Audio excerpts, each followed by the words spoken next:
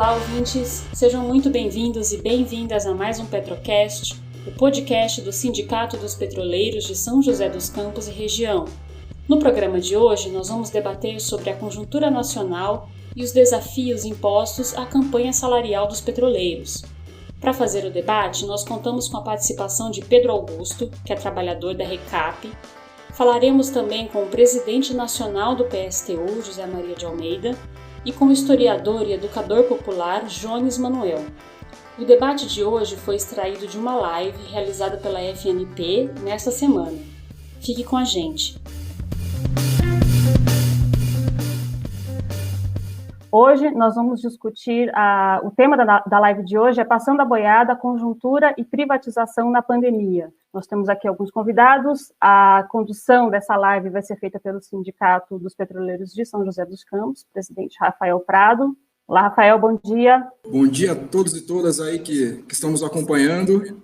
Eu gostaria de dar boas-vindas aos nossos convidados, ao Pedro Augusto, petroleiro da RECAP e militante do PSOL, ao Zé Maria, presidente nacional do PSTU, ao Jones Manuel, educador popular, pessoal que atendeu aí o nosso convite para realizar esse debate importantíssimo, para a gente entender melhor, né, o que nós estamos passando durante a nossa discussão sobre o acordo coletivo de trabalho com a Petrobras, onde a Federação Nacional dos Petroleiros e seus sindicatos estão exigindo a prorrogação do acordo coletivo de trabalho e para que a gente possa negociar no momento com condição de organizar a categoria sem ter essa pandemia do coronavírus, a Covid-19, como uma faca no pescoço de todos e todas. Uma pandemia que já vitimou mais de 60 mil pessoas no país, né, mais de 1,5 milhão de contaminados, a gente não acha razoável. Já tivemos eleições municipais adiadas, Olimpíada adiada, a própria Petrobras já colocou mais de 90% da força de trabalho do horário administrativo em teletrabalho até dezembro, pelas condições da pandemia. Então, nós não achamos razoável, não temos condições de paridade de armas para organizar a categoria em defesa de seus direitos em meio a essa pandemia. Então, é fundamental que a gente possa adiar esse acordo coletivo de trabalho, essa discussão, para um momento mais oportuno. Então, eu gostaria agora aqui de iniciar chamando o primeiro convidado. Pelo que eu entendi, o primeiro será o Zé Maria, certo, Zé? Então, eu passo aqui a palavra, Zé. Você tem 15 minutos. Muito obrigado pela presença mais uma vez. Então, gente, o tema é a privatização e conjuntura. Eu queria, antes de entrar no tema privatização em si, primeiro, e antes de entrar na minha fala, agradecer em primeiro lugar o convite que a FNP nos fez, a minha, Jones Manuel e ao Pedro, para que a gente pudesse participar dessa discussão, e dizer que eu acho que é bastante importante, não só por conta da conjuntura interna da categoria petroleira, né, buscar entender melhor a conjuntura do país e a dimensão das lutas que estão colocadas para a categoria, mas é importante também porque nós vivemos no país uma situação bastante especial, ou seja, uma crise bastante grande, que exige da classe trabalhadora brasileira respostas numa profundidade, digamos assim, inéditas, não é? Então, eu queria tentar, em primeiro lugar, antes de entrar no tema específico de privatização, fazer uma contextualização bastante breve da conjuntura do país. Ou seja, nós vivemos, nesse momento, com um governo que nunca escondeu desde a campanha eleitoral e segue insistindo nessa tese desde que tomou posse, que tem como projeto político para o país implantar uma ditadura no Brasil. O que o governo quer fazer é acabar com toda a sorte de organização da classe trabalhadora, direito de manifestação, do ativismo, para controlar de forma autoritária, de forma bonapartista, a sociedade brasileira. Então, o Bolsonaro nunca escondeu isso, ele fica fustigando o tempo todo. Nos últimos dias parou um pouco de falar no assunto, porque com a prisão do Queiroz, a situação dele fica um pouco mais delicada. Mas é um governo que tem claramente um projeto de implantar um regime autoritário no país. A ditadura militar que nós tivemos aqui de 64 a 84. Na sociedade brasileira hoje, não há relação de forças para que permita o Bolsonaro fazer isso. Essa é uma das razões da crise permanente e do desgaste permanente que o governo dele vem sofrendo desde o seu início até agora, do enfraquecimento que o governo vem sofrendo. Não há base de apoio na população, não há base de apoio no grande empresariado, no imperialismo, e sequer o conjunto das Forças Armadas estão centralizadas em torno de uma proposta como essa do Bolsonaro. Por isso ele ameaça, mas não faz, né? Agora, esse governo também se caracteriza no campo da economia por ser um governo ultraliberal. É um governo que, é verdade que dá continuidade ao modelo econômico que vem sendo implantado no país pelos últimos governos, mas aprofunda de forma qualitativa esse processo.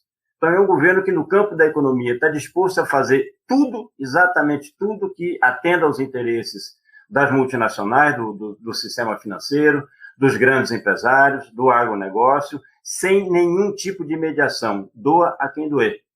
Então, nós vemos que no campo nesse campo, o governo, as medidas que o governo tem tomado vão todas no sentido de atender sem nenhum tipo de reserva os interesses das grandes empresas e atacar os direitos da classe trabalhadora. Eu vou voltar a esse tema um pouco mais adiante. Eu acho que é nesse contexto que se insere o problema da privatização. Agora, qual é o pano de fundo que nós temos no país nesse momento? Ou seja, se abate sobre o país uma dupla catástrofe. Nós temos, por um lado, uma catástrofe no âmbito da saúde pública, com a pandemia, né? O Rafael já falou, são quase 1.700.000 infectados, quase 70.000 mortos, uma tragédia sem precedentes, pelo menos na história recente do país, uma coisa gravíssima, que vai seguir cobrando um custo alto da população brasileira, porque nós estamos longe do fim dessa pandemia. E, por outro lado, uma outra catástrofe no campo da economia, uma economia que já vinha ruim, em crise, antes da pandemia, e cuja crise agora vive um salto de qualidade. Nós vamos ter uma queda abrupta da economia do nosso país, também inédita na história recente do país. E nós sabemos como funciona o problema das crises no capitalismo. Crise para os capitalistas é redução da taxa de lucro. Como é que sai da crise? Aumentando a taxa de lucro. E o que é que eles fazem para aumentar a taxa de lucro? Por um lado, aprofunda a exploração sobre a classe trabalhadora. É muito importante a gente compreender isso.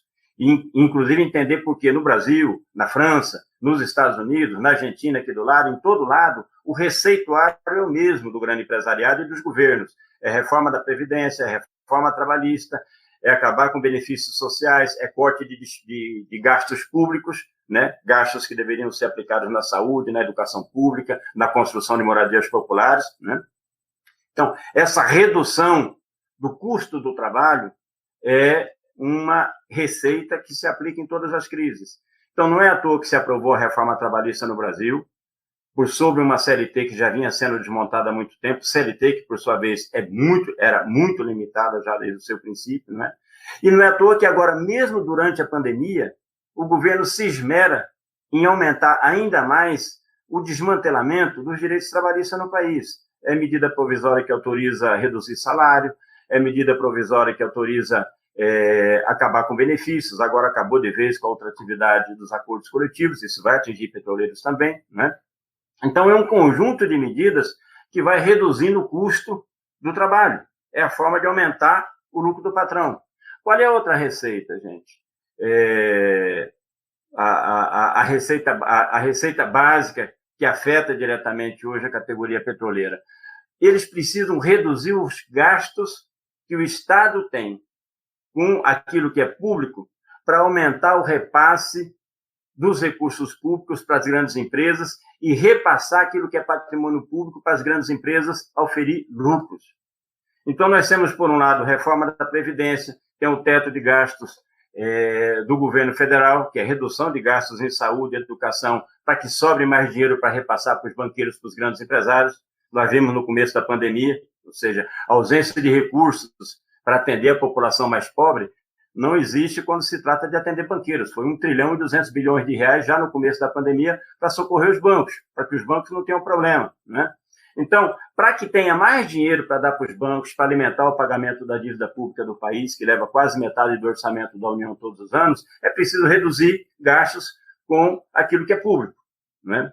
E, por outro lado, é necessário repassar patrimônio público para que as grandes empresas, as multinacionais especialmente, possam se utilizar desse patrimônio para fazer aumentar a sua lucratividade. É daí a sanha privatista de todos esses governos, né? E o problema da Petrobras se insere nesse contexto. Ou seja, é parte do projeto que o governo tem de atender as necessidades do grande empresariado, especialmente nesse momento de crise do capitalismo, que precisam, para aumentar a sua taxa de rentabilidade, se apropriar daquilo que é público. E o governo é cúmplice disso. É quase parte, é como se fosse parte da mesma quadrilha que está saqueando o país. Hoje, na verdade, o chefe dessa quadrilha que saqueou o nosso país se chama Jair Bolsonaro. Para atender quem? Para atender o sistema financeiro, os grandes empresários, o agronegócio, aqueles que controlam o dinheiro no nosso país. Então, todo esse processo que vocês estão vivenciando na Petrobras e que os trabalhadores em outros setores estão vivenciando, o sucateamento dos Correios, né? Agora a aprovação da privatização da água e do saneamento em todo o país, ou seja, não há limites para isso. E a Petrobras, nós sabemos a importância que tem essa empresa, a riqueza acumulada que tem essa empresa, não só em termos de ativos físicos, reservas de petróleo, as instalações industriais que ela tem construído no país inteiro, mas especialmente a riqueza que essa empresa acumulou em termos de desenvolvimento de tecnologia, conhecimento tecnológico, científico. Isso é um patrimônio incomensurável. A Petrobras é das únicas empresas do planeta que podem explorar petróleo a 7 mil metros, 8 mil metros de profundidade, né? Então, são coisas, sem falar na reserva de petróleo que o nosso país tem. Se eu conto o pré-sal, o Brasil está aí entre a segunda ou terceira maior reserva de petróleo do planeta, né? Ao lado da Venezuela, da Arábia Saudita. Então, é um patrimônio incomensurável que o governo simplesmente decidiu repassar para o setor privado. Ele vai entregar esse setor a preço de banana para o setor privado oferir lucros.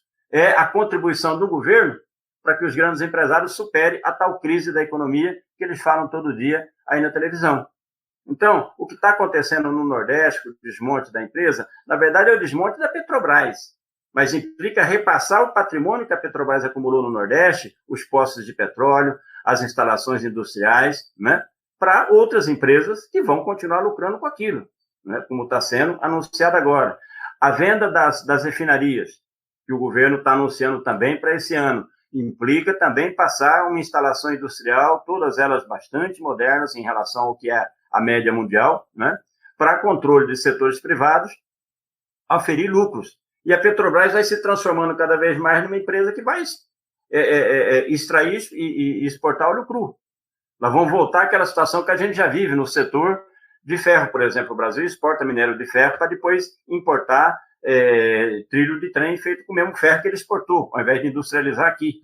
A Petrobras está sendo transformada por esse governo. O governo quer transformar a Petrobras nisso, numa empresa que construiu um patrimônio em termos de tecnologia, em termos de instalações industriais, que é incomensurável, numa coisa que vai simplesmente explorar e exportar petróleo bruto, e a industrialização, a agregação de valor e a oferição de lucros sobre toda essa produção vai para o capital privado, seja grandes empresas nacionais, mas especialmente multinacionais, ainda por cima entregam um patrimônio que é estratégico para o desenvolvimento de qualquer país para controle estrangeiro. Agora, isso é parte dessa política geral do governo de estabelecer no país, criar no país as condições para que, por um lado, se aumente a exploração sobre a classe trabalhadora, reduzindo os salários, reduzindo os direitos, né? E, por outro lado, se entregue aquilo que é público, desde o orçamento da União, que deixa de pagar aposentadoria para poder dar dinheiro para banqueiro, até entregar patrimônio público, como está sendo feito com a Petrobras, como está sendo feito com o saneamento e a água agora neste momento. E o outro receituário que o empresariado sempre utiliza nessas situações, nós estamos vendo aí nos jornais. Dias atrás se anunciou que já há pelo menos 7,8 milhões de postos de trabalho fechados no começo da pandemia até agora, números oficiais. Esses números devem estar, de fato, em 15, quase 20 milhões de trabalhadores que já perderam seu emprego, formal ou informais, né, nesse período. O que isso expressa? Aquilo que ele chama de queima de capital.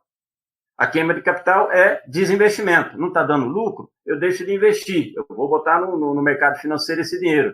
O trabalhador é o primeiro penalizado disso, que ele perde a fonte do sustento da sua família. Então, o desemprego é expressão, né, dessa outra receita que o grande empresariado e que com a cumplicidade, com a conivência dos governos, aplica em situações como essa. Então, eu acho importante entender essa coisa da privatização nesse contexto, por um problema muito simples, gente. Da mesma forma que para que a gente possa criar condições para que haja no Brasil hoje uma quarentena total que, de fato, permita a preservação da saúde e da vida das pessoas, ou seja, uma quarentena garantindo a estabilidade no emprego, o salário, os direitos das pessoas, por um lado, que estão trabalhando, por outro lado, garantindo renda social para as 90, 100 milhões de pessoas que precisam de uma renda social, porque ou estão desempregados, ou eram trabalhadores informais, ou são pequenos negociantes, pequenos empresários que perderam sua fonte de renda nessa situação também. É preciso garantir, e não uma renda social de R$600, gente. O mínimo que o governo tinha que fazer é pagar o equivalente ao salário médio que se paga no país hoje, 2.500, sei lá, 2,5, 3 salários mínimos, para que as pessoas tenham, de fato, condições de permanecer em casa com o atendimento daquilo que são suas necessidades básicas e, dessa forma, preservar a sua saúde e preservar a sua vida. Não há remédio, não há vacina para essa doença. A única forma de proteger as pessoas é o isolamento social. Então, à exceção daquilo que, de fato, é essencial na sociedade, como os hospitais, por exemplo, o resto deveria estar parado. A economia deveria estar parada para que as pessoas pudessem preservar. Agora, da mesma forma, era necessário, nesse momento, assegurar medidas que protegessem a população brasileira das consequências da crise econômica, que garantisse o emprego, né? Que garantisse emprego para aqueles que não têm, com redução da jornada, né? Que garanta renda social para todas as pessoas que não têm.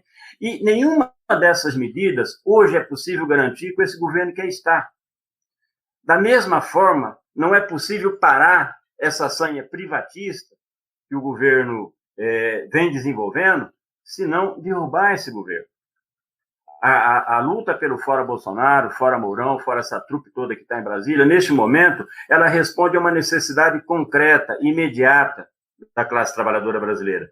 Porque não há como proteger a saúde e a vida, não há como proteger a classe trabalhadora das consequências da crise econômica, assim como não há como parar essa sanha privatista do governo que destrói patrimônio que o povo brasileiro levou décadas e décadas para construir. É o suor e o sangue do nosso povo que está condensado na construção desse patrimônio que significa a Petrobras hoje, que, diga-se de passagem, é importante lembrar aos camaradas que boa parte disso já está entregue ao capital privado. Quase metade das ações da Petrobras são negociadas fora do país. Ou seja, são grandes fundos de investimento que são proprietários de uma parte importante da empresa já. O que o governo quer é entregar o resto. A verdade é isso. E, desde esse ponto de vista, ou seja, a luta que nós temos que travar contra a privatização da empresa, para defender os direitos dos trabalhadores da empresa, ela tem que ser contextualizada, ela tem que ser inserida nessa luta mais geral da classe trabalhadora para defender a sua saúde, para defender a vida, para defender a classe trabalhadora, proteger a classe trabalhadora das consequências da crise econômica. Então, é muito importante que essa luta não só se some com a mobilização geral que nós estamos tratando de começar a construir pelo Fora Bolsonaro agora, no dia 10, nós temos um primeiro Dia Nacional de Protesto, mas que também trate de estabelecer uma ponte de diálogo com a população. Para além da defesa do emprego dos petroleiros, dos direitos dos petroleiros, a luta contra a privatização da Petrobras tem que ser apresentada à população brasileira como uma forma de favorecer a população brasileira. Porque se a Petrobras funcionasse de fato como uma empresa pública, a gasolina teria 1/4 do preço que tem hoje. Isso favoreceria toda a população. O gás de cozinha poderia ser vendido a um preço extremamente menor do que é vendido hoje, favorecendo toda a população. É nesse sentido que eu acho que nós temos que tratar de encaminhar essa luta. Meu tempo aqui já está acabando, eu vou tratar de terminando aqui a minha fala, mas eu acho que é muito importante que a gente trate de estabelecer essa relação, esse diálogo com o conjunto da população nesse sentido, ou seja, a defesa da Petrobras, a luta para que ela seja uma empresa 100% estatal, para que ela esteja sob controle dos trabalhadores, não é o interesse só dos trabalhadores petroleiros. É o interesse de cada brasileiro, de cada brasileira, porque é patrimônio do nosso país, que se for utilizado a serviço do nosso país, vai baixar a gasolina, vai baixar o gás e vai fazer com que toda essa riqueza, que é imensa, que essa empresa tem, possa ser utilizada, aí sim, para financiar a saúde, para ajudar a financiar a educação, para financiar aquilo que é necessário para o povo brasileiro, ao invés de garantir essa rentabilidade astronômica que a gente vê todos os anos, que vai para o bolso dos investidores, dos donos das ações que a empresa já negociou no mercado financeiro. Eu paro por aqui e depois, no final, a gente retoma os outros temas. Beleza, agradecer aí a excelente contribuição do companheiro Zé Maria. E eu gostaria agora de aproveitar e chamar o segundo debatedor, companheiro Pedro Augusto, petroleiro da Recap, refinaria de Mauá, Capoava e Mauá. Pedro, seja muito bem-vindo, muito obrigado por ter aceitado o nosso convite. Fique à vontade, você tem 15 minutos aí para fazer a sua exposição. Vai lá, Pedrão. Bom, em primeiro lugar, bom dia a todos e a todas que estão assistindo a live, em especial a equipe da FNP, o Rafael agora que me apresentou, e os debatedores, né? Zé Maria, que me antecedeu, Jones Manuel, que vem na sequência.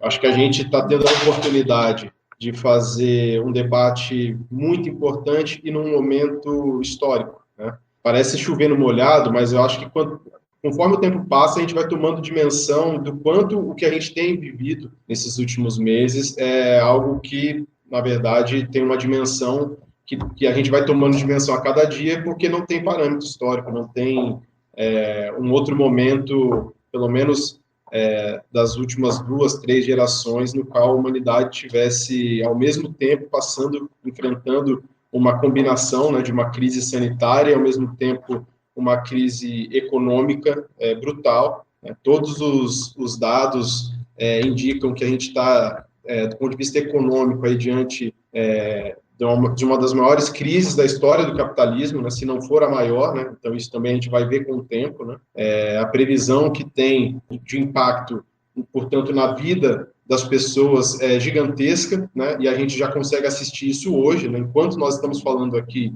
a gente já tem uma recessão em nível mundial, né? Aqui no Brasil, uma perda de empregos em nível recorde. Pela primeira vez no Brasil, a gente tem mais de 50% da população em idade de trabalhar fora do mercado de trabalho. Né? O número de empregos carteira assinada já reduziu mais de 2,5 milhões de pessoas. O número de trabalhadores informais que perderam também os seus empregos, né? A sua fonte de renda. Mais de 4 milhões de trabalhadores nos últimos meses. E isso a gente está falando de Brasil, mas isso é algo que está acontecendo em todo o mundo. A gente está vendo a China, que é o país que, quando cresce pouco, registra 6% de crescimento, né? Também prevendo uma recessão, podendo chegar a casa aí dos 10%, né, no ano. Então, esse é um cenário que a gente, de fato, não tem um parâmetro. E ainda mais do que isso, né? A gente está vendo aí a morte de centenas de milhares, para não dizer milhões de pessoas, porque a gente, na verdade, tem uma subnotificação muito grande. No Brasil, talvez seja uma das maiores do mundo, mas que a gente sabe que no mundo inteiro também há subnotificação, num período de 3 a 4 meses, né? Então, a gente está falando aí de uma catástrofe, né, de algo que uma quantidade de perdas de vidas que não tem, mesmo se a gente compara com as grandes guerras, a gente está falando de também um espaço de tempo muito maior, né, no qual você tem tantas perdas de vidas. E também a gente não está falando simplesmente de perdas de vidas de forma igualmente distribuída, né, de forma democrática, como alguns quiseram dizer no início dessa pandemia. A gente está falando, em especial, de perda de vidas negras, a gente está falando de perdas de vidas dos povos racializados em todo o mundo, dos imigrantes, a gente está falando da perda de vida das mulheres que estão na linha de frente da maior parte dos serviços essenciais de reprodução social no mundo, a gente está falando do agravamento da desigualdade e dos mecanismos de desigualdade. Portanto, é o agravamento do racismo estrutural, é o agravamento do machismo, o agravamento da LGBTfobia, ou seja, tudo aquilo que é utilizado como uma forma essas diferenças que são utilizadas como mecanismos de aprofundamento da desigualdade estão se radicalizando ainda mais, né? Então, também a gente pode ver no Brasil esses dados, né? Então, ao mesmo tempo que a gente está em isolamento social, você tem um aumento de 60% do assassinato feito por policiais aqui no Brasil, né? Se a gente pega dados de todos os estados, você vai ver índices da casa de 40% a 100%, por exemplo, Ceará aumentou em 100% o número de mortes provocadas por ações policiais, né? É algo sem precedentes, né? Então, ao mesmo tempo que há um avanço do vírus, a gente vê um avanço da violência do capital e do Estado como uma forma e uma reação a esse momento de crise, né? E em meio a tudo isso, talvez a gente esteja num dos piores países para passar por esse momento, né? Porque a gente tem um governo neofascista, o governo Bolsonaro, que já tinha um projeto de genocida, né? Era um projeto de morte, era um projeto de liquidação das vidas, em especial das vidas negras, seja através da violência policial, mas, por outro lado, por um esvaziamento completo dos direitos sociais conquistados pelos trabalhadores e trabalhadoras ao longo de anos de luta. Quando a gente fala de o ultraliberalismo, né, que representaria o Paulo Guedes, né, a gente está falando de um projeto de recolonização do país, que, na verdade, já é um projeto que vem desde o golpe parlamentar, passou pelo governo Temer e foi se aprofundando. Então, esse processo, inclusive, de privatização que a gente vai falar, né, da Petrobras, ele, na verdade, ele se acentua, ele ganha essa dinâmica, essa profundidade e essa agressividade a partir do golpe parlamentar, a partir do governo Temer. De lá para cá, na verdade, a categoria petroleira tem se organizado na maior parte dos seus esforços para frear e tentar barrar esse avanço, né? Então, há alguns anos a gente tem falado de nenhum direito a menos, há alguns anos a gente tem falado de não vai privatizar, então essa é a pauta do movimento, porque, na verdade, expressa uma política do imperialismo para o país, e o governo Bolsonaro é a radicalização desse projeto. Porque também, veja, apesar da gente ter vivido períodos de grande ofensiva da burguesia, PEC do teto dos gastos, reforma trabalhista, ano passado, a reforma da Previdência, agora, isso não se deu no ritmo e na velocidade necessária para que pudesse atrair investimentos na proporção que é necessário para voltar a remunerar o capital aqui no país, para voltar a dar uma dinâmica à acumulação de capital no Brasil. Então, o projeto genocida do Bolsonaro, esse neofascismo, ele está a serviço de uma radicalização e uma aceleração do ritmo dessa destruição. Então, é radicalizar a privatização, é radicalizar a retirada de direitos. A gente está vendo, na verdade, durante a pandemia, a gente viu acontecer, na verdade, reformas trabalhistas em meio a esse processo, na MP 936, né? Na Petrobras, nós trabalhadores da Petrobras, antes até da MP estar validada, né? A gente já estava sofrendo as consequências com redução de jornada, com redução de salário, por exemplo, né? Que foi revertida em alguns casos através de medidas judiciais, né? Agora, que essa é a política da empresa, na verdade está em curso nesse momento, né? A própria ideia da live, né? Eu acho que eu queria até reforçar, né? Que é passando a boiada, né? Que foi aquela frase dita pelo ministro Salles naquela reunião grotesca que foi televisionada, né? Que a gente conseguiu ter acesso. E na prática o que está acontecendo é isso, né? E na esfera da Petrobras isso é visível, então o salário de todo petroleiro, assim, sem exceção, já reduziu, né? Por conta, já em decorrência da crise. Diversas transformações que a empresa queria fazer no sentido de deixar os trabalhadores distantes uns dos outros e transformar isso em algo permanente. Por exemplo, a Petrobras anunciou que o teletrabalho vai até o dia 31 de dezembro, independentemente, inclusive, de qualquer negociação com os sindicatos, de qualquer negociação com os trabalhadores. Há uma ofensiva também no projeto de retirar os sindicatos do processo de relação do trabalho com a empresa, dos trabalhadores com a empresa, através de acordos individuais. Então, é um projeto brutal, que quer transformar radicalmente a forma como funciona a relação de trabalho no país. E isso a gente já vê que tem reflexos nos últimos anos. Então, a quantidade, por exemplo, de trabalhadores por aplicativos, né, o quanto que isso explodiu. Hoje já são mais de 4 milhões de trabalhadores por aplicativos. E, ao mesmo tempo, a gente vê o quanto também há um limite também, né, porque, ao mesmo tempo que há o aumento do desemprego, a crise econômica provoca um afluxo de trabalhadores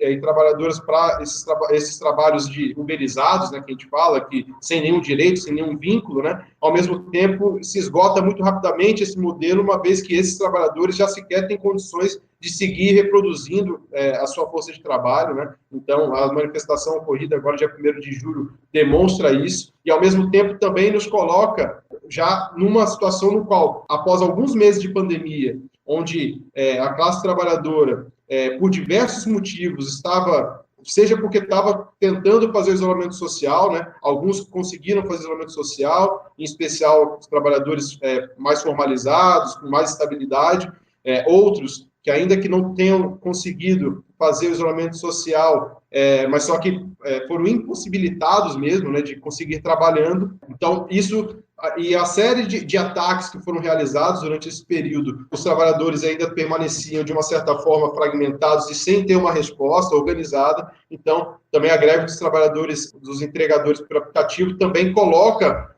uma classe trabalhadora nas ruas. E eu queria colocar aqui um tema que, na verdade, acho que perpassa, né, toda a conjuntura mundial, né, que é o primeiro ato, né, de enfrentamento e de ação política nas ruas, que foi feito durante o período de pandemia, que foi o levante antirracista nos Estados Unidos, que se espalhou pelo mundo a partir do assassinato racista de George Floyd pelo policial branco em Minneapolis, né? Então, eu queria falar desse tema porque, quando a gente fala do assassinato de George Floyd, né, por mais que a gente saiba que a violência policial nos Estados Unidos também é pauta, né? O movimento Black Lives Matter já vem desde 2012 mobilizando permanentemente contra a violência policial, denunciando o racismo nos Estados Unidos, né? E a forma como ele se expressa. E foi um movimento que, inclusive, conseguiu acumular força ao longo desse período, né?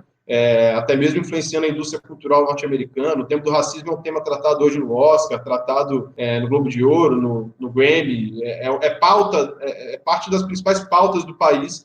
Só que houve um agravamento também dessa condição a partir da pandemia, né? Então, o coronavírus nos Estados Unidos matou muito mais negros em relação a brancos. Então, você pega cidades como Chicago, que tem em torno de 30%, 35% de negros, com 70% dos mortos sendo pessoas negras. Isso era parte do debate que já estava ocorrendo no país antes do assassinato de George Floyd, e o assassinato de George Floyd acaba explodindo, né, a partir da reação da juventude negra, massacrada por essa política da polícia norte-americana, né, racista.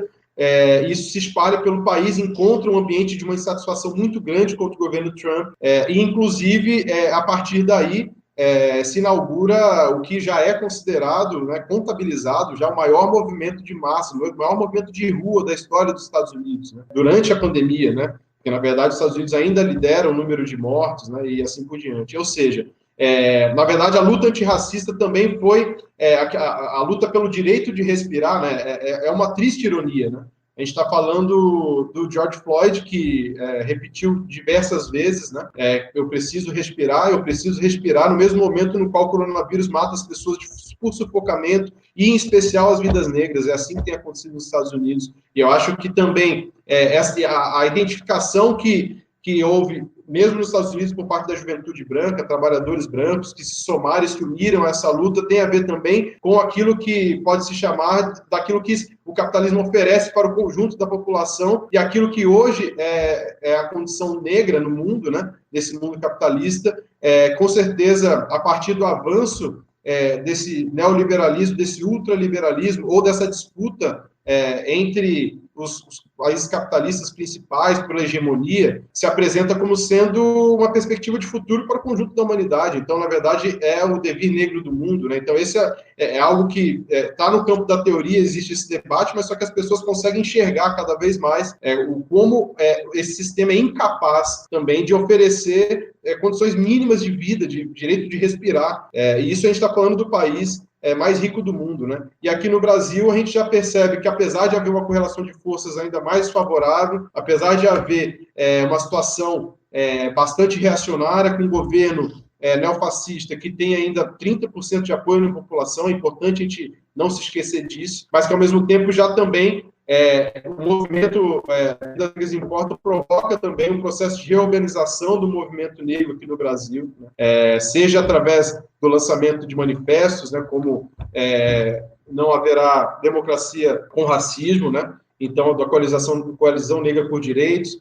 Ao mesmo tempo, a gente sabe que também o processo de reorganização do movimento negro e da pauta racial antirracista aqui no Brasil também é algo que já vem, nos últimos anos, se fortalecendo, em especial a partir das movimentações das mulheres negras, né? E, nesse momento, a gente tem que apoiar e ser parte, né, da construção e ter essa pauta como sendo uma das nossas pautas centrais, porque a gente está falando do país com a maior população negra fora da África, né? O país que tem aí mais de 50% de sua população, 56% de sua população negra, e que também aqui são os negros que estão pagando a conta dessa crise. E é nesse contexto que as privatizações, elas não estão fora, né? Não é um outro tema, né? Porque é importante a gente colocar dessa forma, né? Porque a desigualdade, ela é estruturada em base à raça, né? Então, quando a gente fala aqui do empobrecimento da população, quando a gente fala da privação do acesso a serviços públicos, a gente não está falando de uma forma genérica. Quem utiliza serviços públicos no Brasil, 80% dos usuários do SUS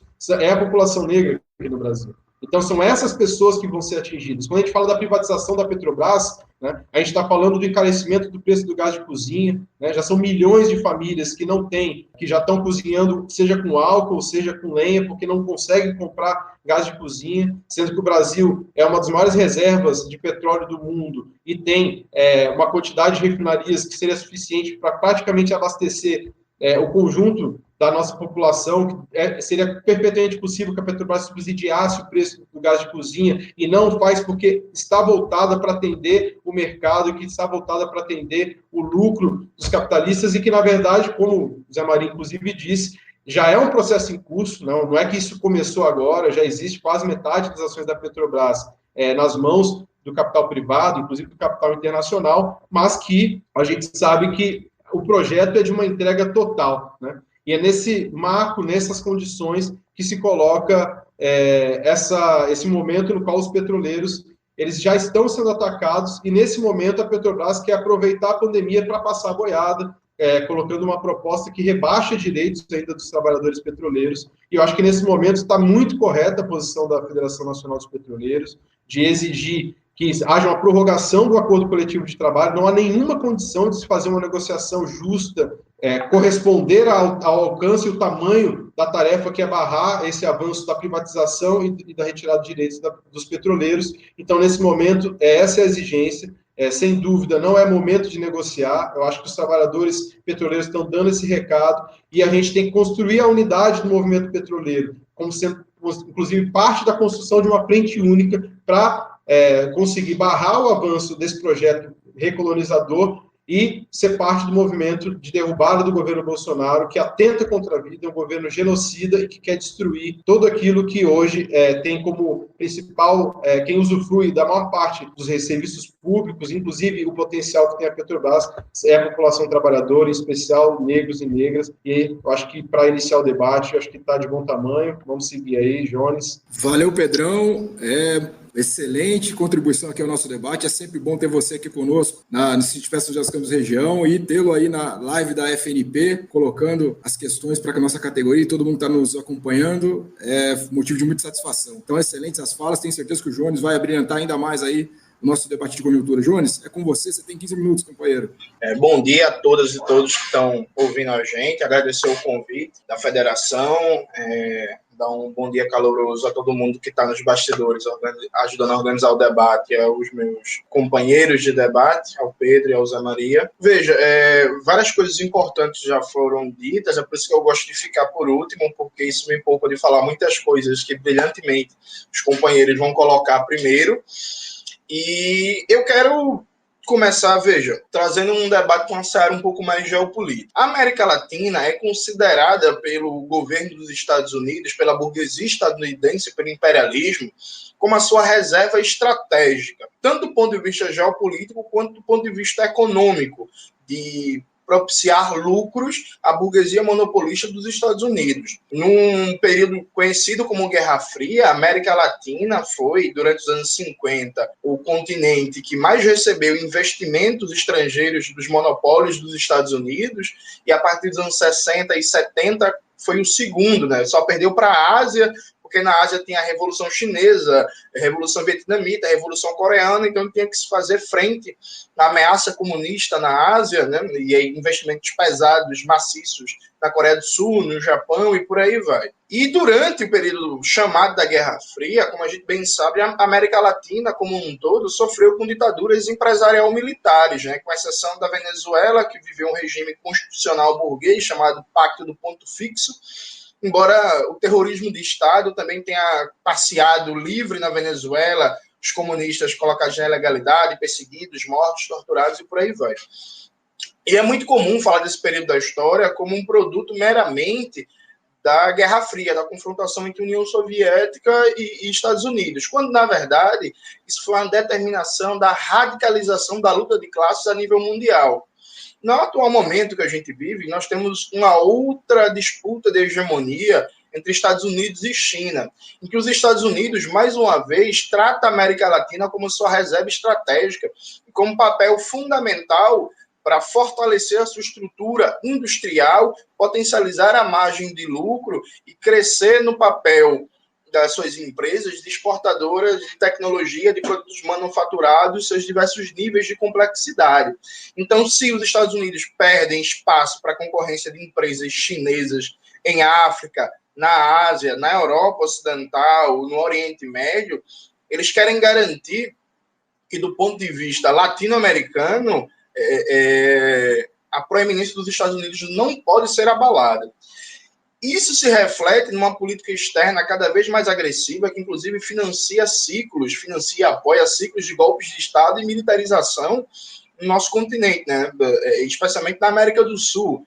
E aí você teve as tentativas seguidas de golpe de Estado na Venezuela, inclusive recentemente o roubo de bilhões da Venezuela, que estavam em barras de ouro na Inglaterra. Então o governo inglês, que é um governo títere dos Estados Unidos, se negou no auge da pandemia a devolver o dinheiro venezuelano para o povo venezuelano para o tratamento da pandemia. Você teve o golpe de Estado na Bolívia, você teve processos de militarização intensa da política no Chile, no Equador, com as revoltas populares do ano passado, começo desse ano, você teve um semigolpe de Estado no Peru, participação direta do governo dos Estados Unidos na deposição da presidenta Dilma, inclusive na Lava Jato, como já está muito mais que provado e documentado, o que não significa, evidentemente, que o governo Dilma, o governo do PT, fosse um governo anti-imperialista, um governo popular, nada disso, mas se tratou de reorganizar o bloco no poder, o projeto governamental para garantir de maneira estrutural os interesses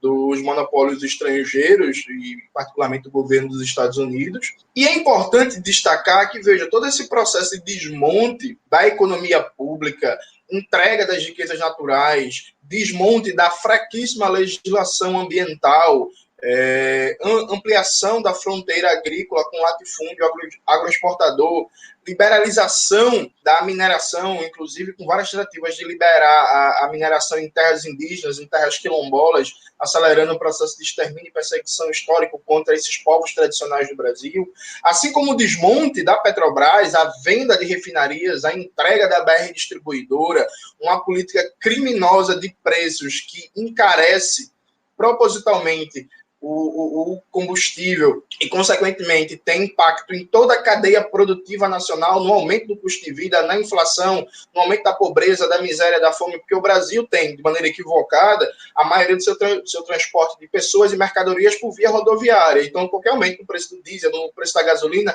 tem um impacto gigantesco em toda a cadeia produtiva. Eu estou com um artigo aqui aberto, escrito pelo engenheiro Arthur Araújo, para a Federação Nacional dos Engenheiros, que traz como dados de 2018, o Brasil importou 11% da sua gasolina, 23% do diesel, 33% do gás de cozinha e 12% do querosene de aviação, o que teve como custo em torno de 70 bilhões de dólares pagos em moeda estrangeira. Ou seja, você desmonta a estrutura nacional, você faz pressão na balança comercial e na balança de pagamentos pagando em dólar, você intensifica o problema da inflação, do aumento do custo de vida, da pobreza, da miséria, tudo isso para atender interesses dos acionistas estrangeiros da Petrobras e dos monopólios internacionais do petróleo.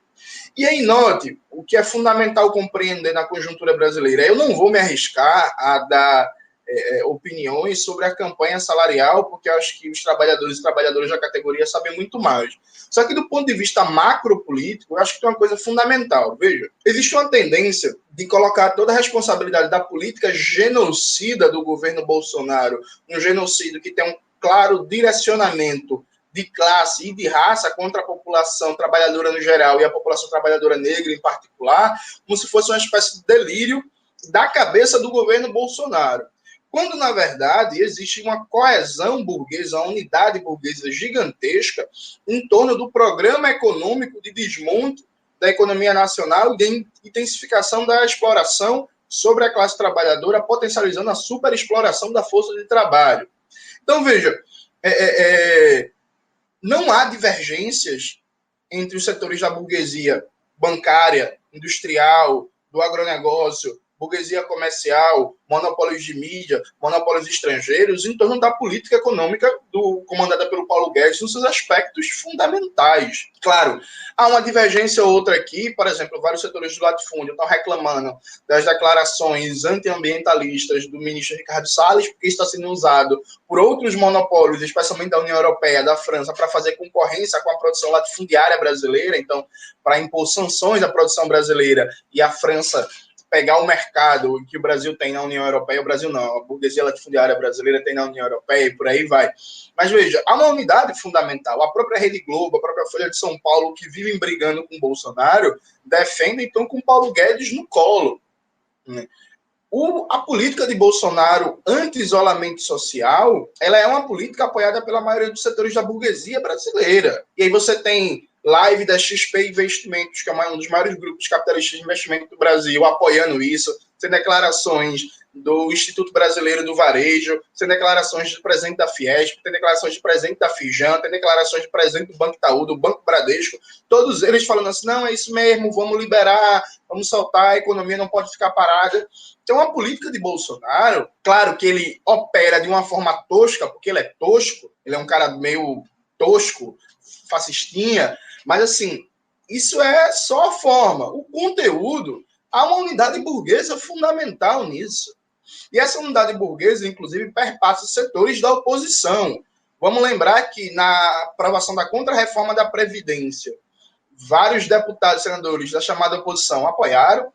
Na tal MP da Liberdade Econômica, vários setores da oposição apoiaram. A entrega da base de Alcântara teve apoio oficial do governo Flávio Dino, do Maranhão, né, do PCdoB, que é a oposição.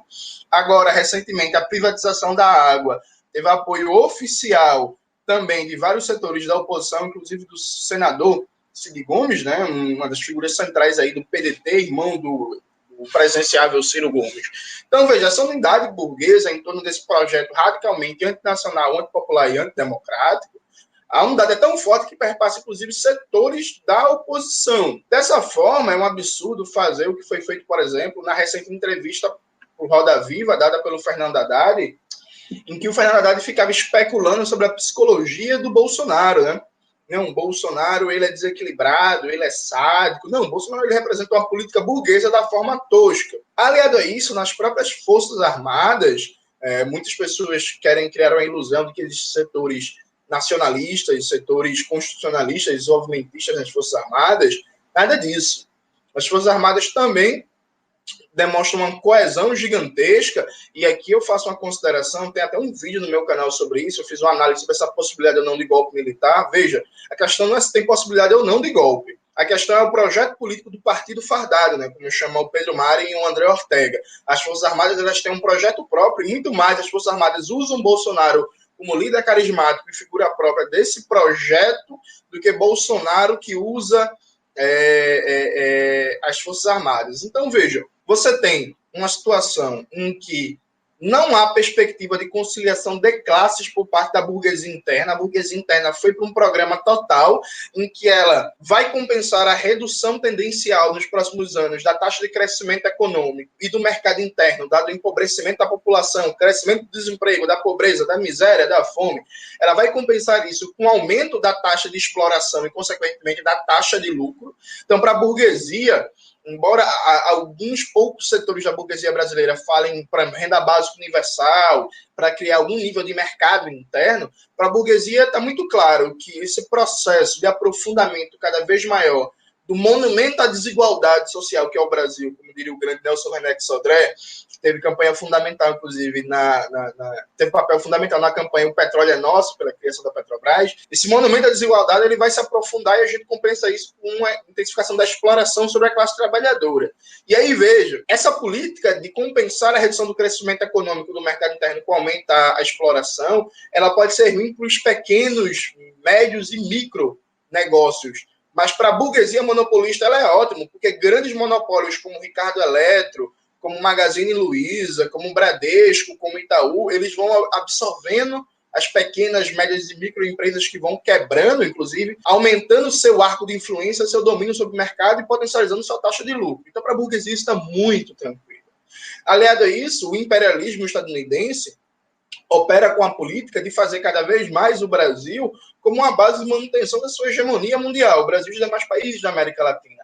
É por isso que há todo um processo de militarização gigantesca da América Latina, com aumento e intensificação das bases militares pelo continente. É por isso que há uma pressão cada vez maior para a derrubada do governo de Nicolás Maduro na Venezuela, e que é um dever anti-imperialista fundamental de todas e todos, combater o imperialismo na Venezuela, o que significa achar que Maduro é lindo, maravilhoso, mas combater a ação do imperialismo, prestar solidariedade aos lutadores e lutadoras sociais da Colômbia que estão sendo assassinados a rodo, e poucos na esquerda brasileira falam disso, até porque o modelo de Estado narcoterrorista burguês da Colômbia é um modelo para vários setores da classe dominante brasileira, e fazer uma forte política anti-imperialista e anticapitalista, né? Porque está muito claro o papel que vastos setores da oposição desempenham. Eles estão esperando a próxima eleição para gerir o andamento desse capitalismo dependente e subdesenvolvido brasileiro, tal como está posto, sem nenhum tipo de questionamento radical às estruturas.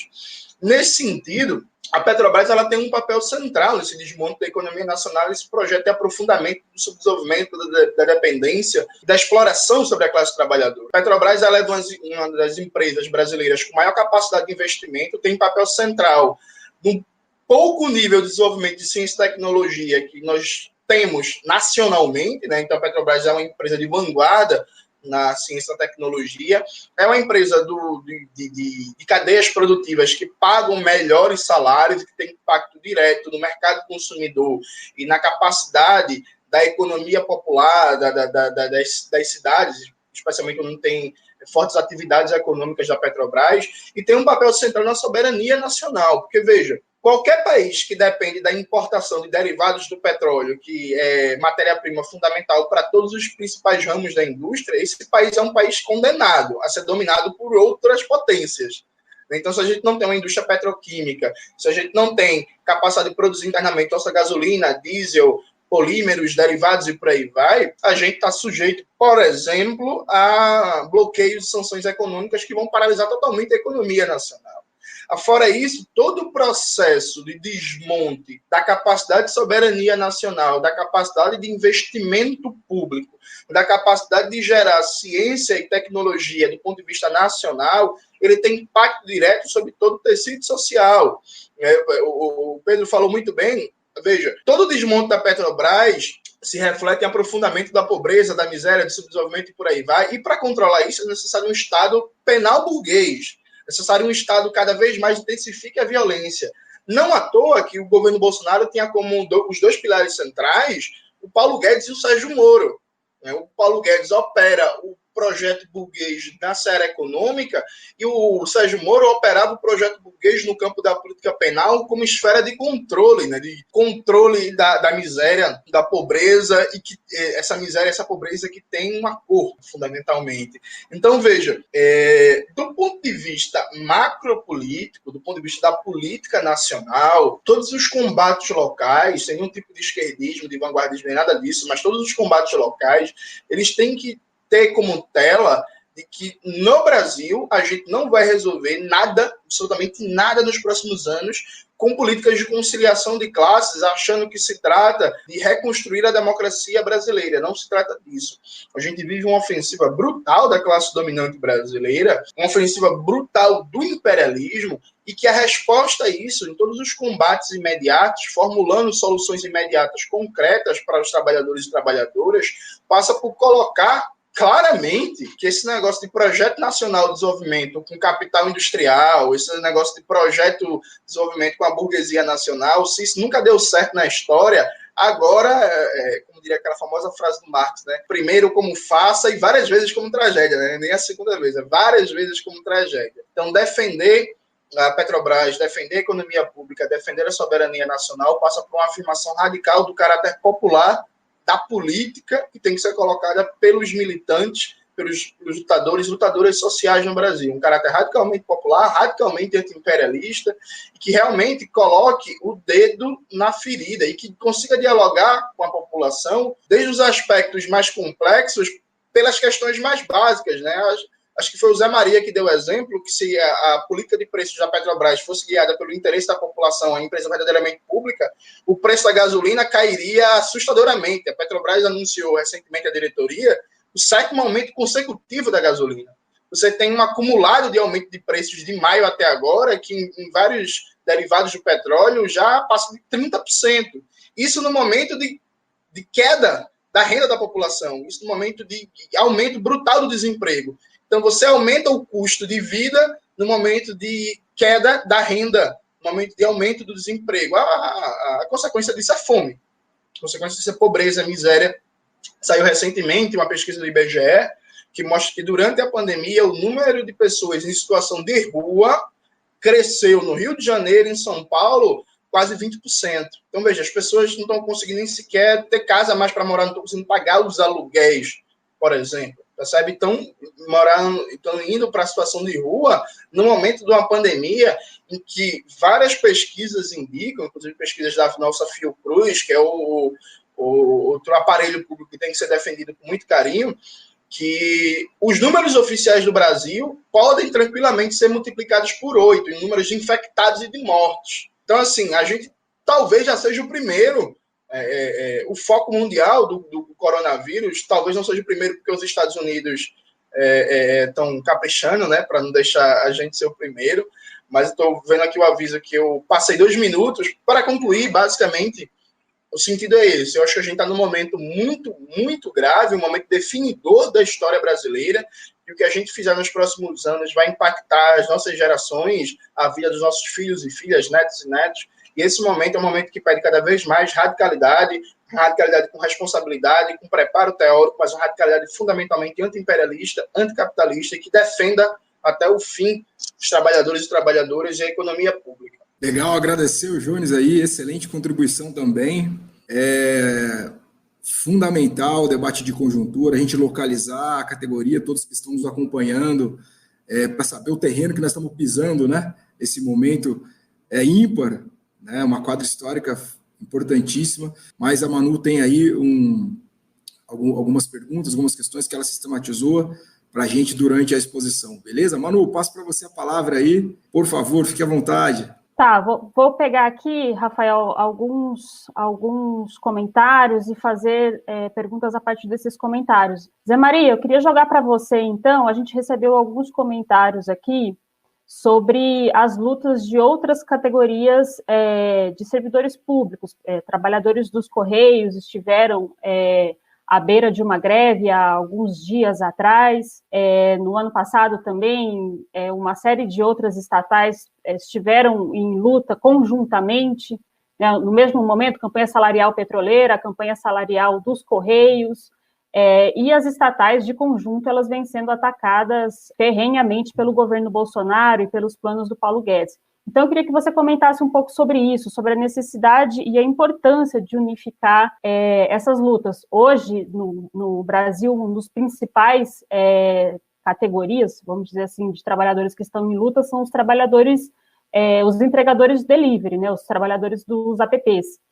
Isso já foi uma luta histórica que eles desempenharam aí alguns dias atrás. Então, eu queria que você comentasse um pouco sobre isso, sobre a necessidade de unificar as lutas dos setores estatais e também de outras categorias. Para vocês comentarem um pouco sobre o papel central que a Petrobras pode cumprir no pós-pandemia, né? Hoje a gente já assiste no país uma queda da atividade industrial, o nível de desemprego aumentando cada vez mais, e a Petrobras é a estatal mais forte do país, tem um papel central na economia, e pode também cumprir um papel bastante importante para a recuperação do país no pós-pandemia. Então, que vocês também comentassem um pouco sobre isso.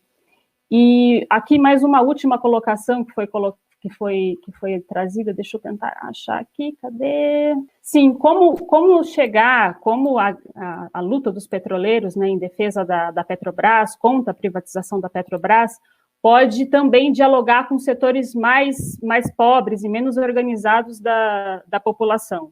Essa é uma outra colocação que chegou aqui também para a gente.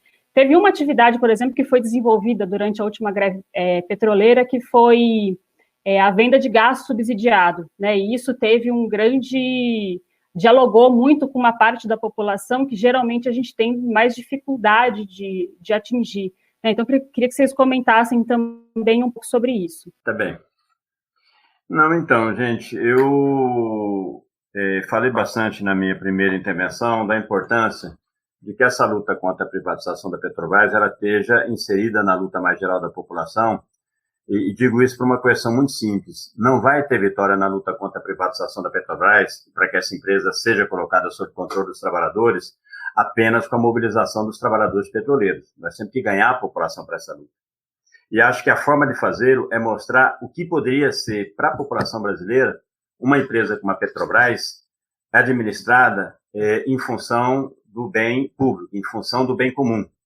Não só o que pode significar em termos do gás barato para a população, do combustível barato para a população. Vocês, melhor do que eu, podem fazer os cálculos e demonstrar o que é o custo e o que é a margem de lucro absurda que a Petrobras garante com a venda da gasolina, com a venda do gás, lucro que não vai financiar a educação e a saúde pública, vai para o bolso dos investidores, daqueles que compraram ações da empresa.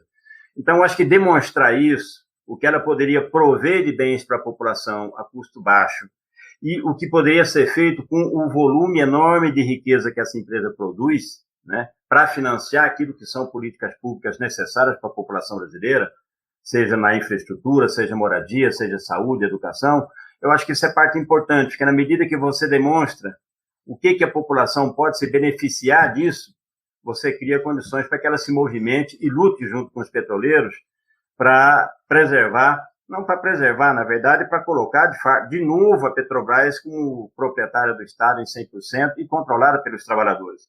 Adianto isso, a forma de fazer com que a Petrobras cumpra um papel importante para o país do pós-pandemia não é só que ela seja, de fato, 100% estatal, é preciso reestatizar praticamente toda uma parte da Petrobras que já foi privatizada, mas ela tem que ser colocada sob controle dos trabalhadores, porque uma empresa estatal dirigida por um governo como o Bolsonaro no Estado capitalista vai seguir sendo o que a Petrobras era, gasolina 5 conto o litro, o gás de cozinha R$100, é isso, porque ela é administrada, apesar de ser controlada pelo Estado, em função dos critérios privados, em função do lucro desses segmentos, desses fundos de investimentos que já detêm a propriedade de ações da empresa. Então, eu acho que isso é uma parte muito importante da luta. E, obviamente, é importante ver essa luta como parte da luta mais geral da classe trabalhadora neste momento. Ou seja, como eu dizia lá atrás, ou seja, o governo Bolsonaro não tem apoio nem na população, nem no grande empresariado, nem no imperialismo, e sequer, inclusive, no conjunto das Forças Armadas, para implantar o seu projeto de ditadura no país. Mas, para aplicar o projeto na economia ultraliberal que o Paulo Guedes defende, ele tem apoio do grande empresariado, ele tem apoio do Congresso Nacional, ele tem apoio, evidentemente, nas Forças Armadas. Então, é por isso que há essa enxurrada de medidas contrárias aos interesses e aos direitos da população, da classe trabalhadora brasileira. Por isso há essa dificuldade imensa de sair recursos nesse momento da pandemia, não só para atender a população mais pobre e a população que perdeu sua fonte de renda, mas, inclusive, para atender o pequeno empresário, os comerciantes. Estão falindo dezenas de milhares de empresas neste momento, e são mais algumas dezenas ou centenas de milhares de trabalhadores que perdem seu emprego, porque o governo não destina recursos para apoiar esse setor. Ele concentra os recursos que o Estado tem para apoiar a grande empresa e para apoiar os bancos, né? Para apoiar os setores monopolistas da economia brasileira, o agronegócio, por exemplo. Então, desde esse ponto de vista, ou seja, essa luta ela tem que estar inserida nessa luta mais geral, que tem um mote nesse momento, um centro nesse momento, que é a luta pelo fora Bolsonaro, fora Mourão, que é botar para fora esse governo, que é o principal, digamos assim, a principal ponta de lança de ataque do empresariado, do sistema financeiro, das multinacionais presentes no nosso país contra os interesses do país e da classe trabalhadora, que se manifesta na liquidação de direitos, no crescimento do desemprego, na ausência de apoio à população mais pobre neste momento e de privatização, de entrega dos recursos públicos para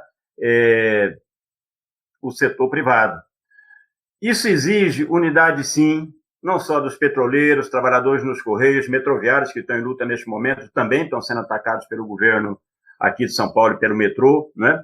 Mas, para além dessa unidade dos setores que estão sendo atacados diretamente, que eu acho fundamental construir e ver o que é possível fazer junto, é necessário construir um processo de mobilização nacional da classe trabalhadora, para defender os direitos dos trabalhadores e botar para fora o governo. É importante que a gente compreenda. Eu não vejo uma situação defensiva, uma situação reacionária, como alguns camaradas veem na realidade brasileira. Eu não acho isso. A classe trabalhadora não está derrotada. O que nós vemos embaixo é um crescimento cada vez maior da revolta com tudo isso que está aí. Agora, o trabalhador tem bom senso. Ele olha e sabe que no âmbito da própria empresa dele, ele não vai conseguir derrotar esse processo de conjunto. Ele enxerga que é um processo geral, do grande empresariado, do imperialismo, do governo, das instituições do Estado. O Congresso Nacional fala muito contra o Bolsonaro, o STF também, naquilo que o Bolsonaro ameaça a dita democracia representativa que nós temos no país, mas apoia 100% da política econômica do Bolsonaro, apoia 100% dos ataques que ele faz à classe trabalhadora. Então o trabalhador olha e sabe que no âmbito da própria empresa dele, numa luta dele ali, ele não tem força para reverter essa situação de conjunto. Ou nós construímos um processo nacional de mobilização que possa ali na frente colocar o povo na rua, ou não há força para reverter essa situação, e as pessoas sabem disso. Então, para o problema da mobilização, nós temos dois entraves nesse momento. O primeiro deles é subjetivo. As grandes organizações da classe trabalhadora, infelizmente, estão voltadas para buscar, mais uma vez, um projeto de conciliação de classes com o grande empresariado, para buscar por aí uma solução para os problemas do país, deixando na mão a classe trabalhadora que mais do que nunca precisa, né, de essa centralização, dessa unidade nacional para a sua luta. E há um outro entrave. Esse é o objetivo, é mais complicado, tem a ver com a pandemia. Nós não estamos no momento que a gente possa chamar a classe trabalhadora para as ruas e vamos que vamos. Ou seja, eu sei que o trabalhador tem que sair de casa para trabalhar todo dia, ele pega um ônibus lotado, um trem lotado, isso o expõe à contaminação e à sua família, mas eu não posso simplesmente agravar isso chamando para que ele venha também para manifestações de rua. Esse dia de protesto do dia 10, por exemplo, ele vai ter uma série de iniciativas simbólicas pela internet, panelaço, assembleia na porta das empresas, onde o trabalhador já está, mas não vai ter manifestações de rua ainda, né?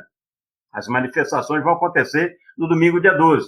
Mas é importante envolver a população desde já nessa luta, o conjunto da classe trabalhadora nessa luta, ainda que seja batendo panela na janela à noite, para que a gente crie as condições para ali na frente, quando arrefecer um pouco o problema da pandemia, colocar o povo nas ruas para reunir força, para derrotar de conjunto esse projeto.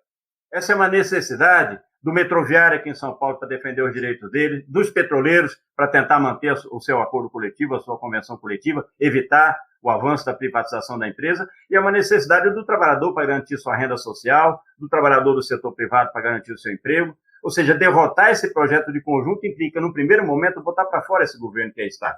Isso demanda uma mobilização geral da classe trabalhadora e da população brasileira. Não vai vir do Congresso Nacional, nem do STF, nem do TSE, essas medidas, a não ser que o povo vá para a rua e imponha essa mudança no país.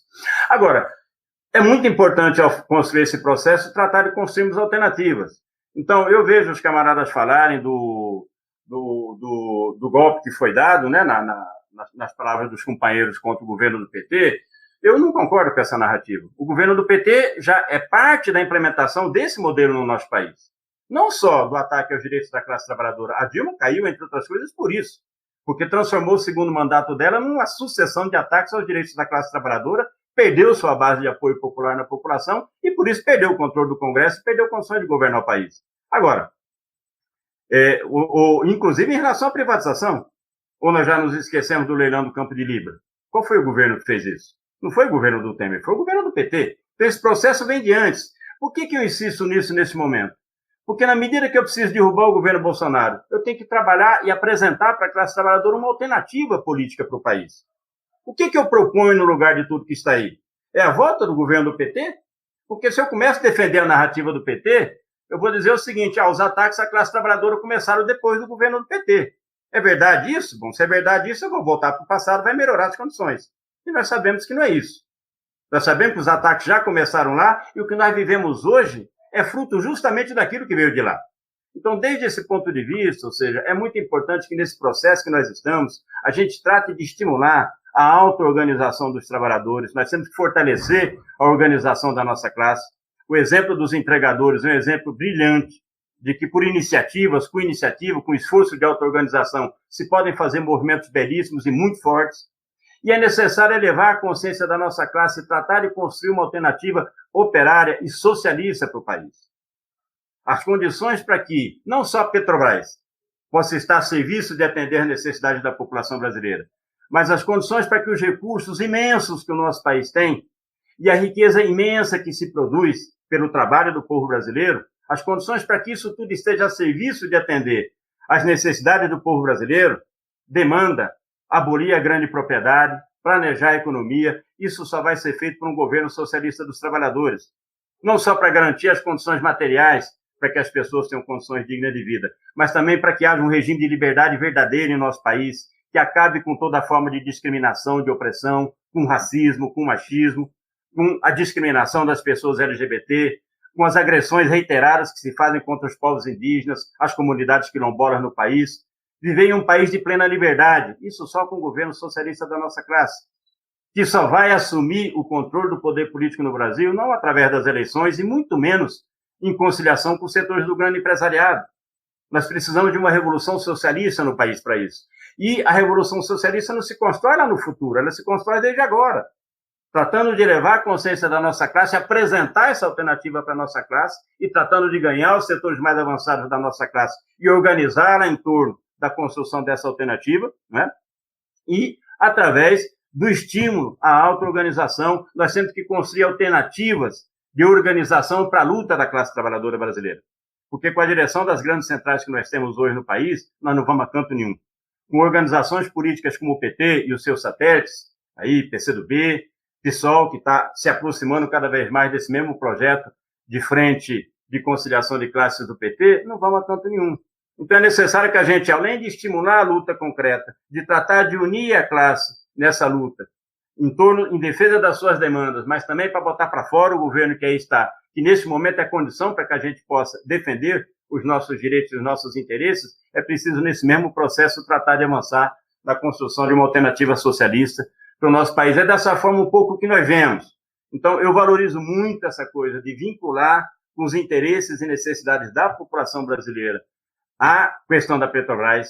Se a gente não ganha a população para essa luta, é muito difícil que os petroleiros sozinhos sejam vitoriosos nela, né? Isso demanda gestos concretos da parte de vocês. Acho que vocês podem disseminar muito mais as informações que vocês têm para a população e, nesse processo, tratar de unir essa luta com a luta do conjunto da classe trabalhadora brasileira. Primeiro objetivo, digamos assim, mais imediato nosso, botar para fora o governo. Mas, a partir daí, tratar de avançar na construção de uma alternativa socialista para o país, que é uma alternativa contra o imperialismo, é para libertar o país dos controles do imperialismo, é uma alternativa contra o grande empresariado, mas é também contra essas organizações, que desde o interior da classe trabalhadora segue defendendo alternativas de conciliação de classes, que vai levar de novo, se forem vitoriosas, a classe trabalhadora para o beco sem saída que os governos do PT nos colocaram nesse país. Olha a situação que nós vivemos hoje. Passei o tempo, desculpa aí, mais uma vez pelos companheiros, e já que esse aqui é o nosso bloco final, eu queria me encerrar agradecendo mais uma vez o convite dos camaradas da FNP, aos dois debatedores que estão aqui comigo dividindo essa conversa, essa discussão, e eu espero que para aqueles que estão nos assistindo, a nossa conversa aqui tenha sido útil. Gente, para mim, pelo menos, sempre são úteis essas conversas. Obrigado, gente. Beleza, Zé, a gente que agradece.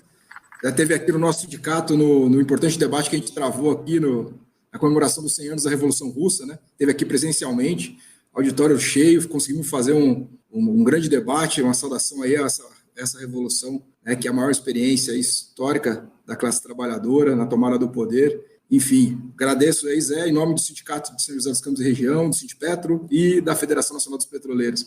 Gostaria de passar agora, acho que é o Pedro Augusto, né, que vai agora. Pedrão, fique à vontade, você tem 10 minutos aí para responder as perguntas que a Manu colocou e fazer suas observações. Bom, pessoal, em primeiro lugar, queria saudar o nível do debate, eu acho que foi muito rico colocar aqui essas diferentes impressões, eu acho que é muito saudável, porque também expressa posições que existem na categoria petroleira, né? A gente está falando de uma categoria aí de mais de 50 mil trabalhadores, né? Que tem uma tradição de organização muito grande, que tem, no último período, se a gente pensar, né, a última grande greve, né, feita pela classe trabalhadora brasileira foi a dos petroleiros agora, né, em fevereiro, parece que faz muito tempo, né? Eu estava comentando isso esses dias, inclusive, na refinaria, né? Parece que já faz uns 2 anos, já tanta coisa que aconteceu, a pandemia muda completamente a nossa dimensão do tempo, mas foi agora esses dias, né? E a gente está falando de uma categoria que fez uma greve já numa situação reacionária, já diante de um governo genocida, já diante de um governo que tem um projeto autoritário, o que nos coloca a seguinte questão, né? Que o fato de a gente viver uma situação reacionária não significa que não haverá lutas ou que nós temos que desistir de construir uma frente única para derrotar esse projeto, que de fato não é um projeto que está acabado, não é um projeto que já está vencido, não é que só resta agora a classe trabalhadora ir para casa e aguardar passar o temporal, pelo contrário, né? Na verdade, é nesse momento justamente que a gente tem que potencializar a nossa força e a necessidade de aglutinar as forças, em especial entre os setores mais oprimidos, que nesse momento são aqueles que estão sentindo na pele aí, seja o peso do avanço da recolonização do país, né, através das privatizações, através da retirada de direitos históricos, através das reformas contra a reforma da Previdência, mas também, em especial nesse momento, em relação à pandemia, né, quem são aqueles que sofrem. Então, eu acho que queria partir daí o debate, né, Porque um dos temas fala sobre isso, né? Qual a importância da unidade das lutas das diferentes categorias nesse momento. Eu diria que essa é a nossa sobrevivência, né? Falando de forma bem direta e literal, né? A nossa sobrevivência depende da unidade da classe trabalhadora em torno de um projeto de independência de classe. Eu acho que isso é uma questão central, né? E isso serve para esse momento agora, para poder exigir isolamento social, mas para poder exigir condições e garantias para que se pratique o isolamento social, né? E que isso se encadeie na construção de um programa da classe trabalhadora para um projeto de país, para um projeto de governo dos trabalhadores, né? A gente sabe que isso também, esse programa e esse projeto só vai ser construído a partir da luta, né, e da experiência concreta dos trabalhadores na sua auto-organização, e a partir também da gente conseguir fazer com que setores da direção do movimento da classe trabalhadora, que ainda apostam em frentes amplas, apostam em possibilidades de fazer unidades com setores da burguesia, ou das suas representações, como Rodrigo Maia, né? Que, de fato, seja através da experiência, mas seja através da imposição das bases, né? Consigam colocar essas direções a serviço de uma pauta que seja de independência de classe. Porque, na verdade, é isso que a gente está discutindo nesse momento, né? Então, há um debate, eu queria colocar aqui com mais evidência, né? Há um debate nesse momento sobre qual é a saída para derrotar o governo Bolsonaro, né? Primeiro que o fora Bolsonaro, né, que acho que entre os debatedores aqui é um acordo, né? É algo que nos unifica, né? Infelizmente, não é um acordo de todos aqueles que se dizem oposição ao governo Bolsonaro, né? E a gente sabe que existe uma diferenciação de classe, né? Porque existe, como o Zé Maria colocou, o Jones também, né? A classe dominante, ela está unida em torno de um programa econômico que é de recolonização do país, né? Isso, inclusive, faz com que o projeto genocida do Bolsonaro e neofascista avance, né? Porque conforme ele tem tempo, né, de estabelecer e de enraizar os seus tentáculos também, a gente está falando de um governo que tem uma relação nítida com milícias, né, com aquilo que há de mais torpe aí na luta pelo poder no país, né, e que tem demonstrado a sua capacidade de, inclusive, colocar a vida dos lutadores sociais em risco, e no caso de Marielle Franco, inclusive, de acabar com a vida de lutadores sociais que se enfrentam, né, contra esse projeto.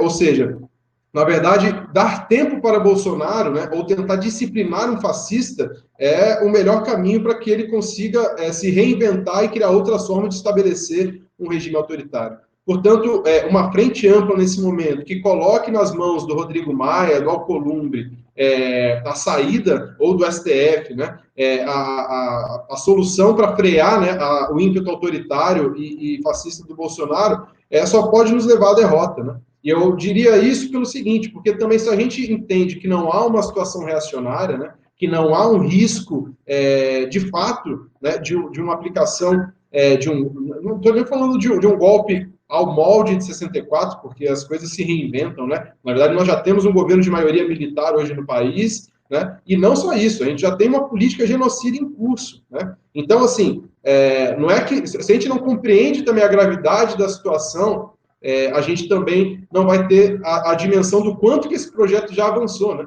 Então, assim, enquanto a gente está podendo discutir, de repente, se há ou não uma situação reacionária no país, a gente está vendo mais de 1.000 mortes por dia acontecendo, à luz do dia, as pessoas sendo liberadas para voltar ao trabalho, com os trens lotados, com os ônibus lotados.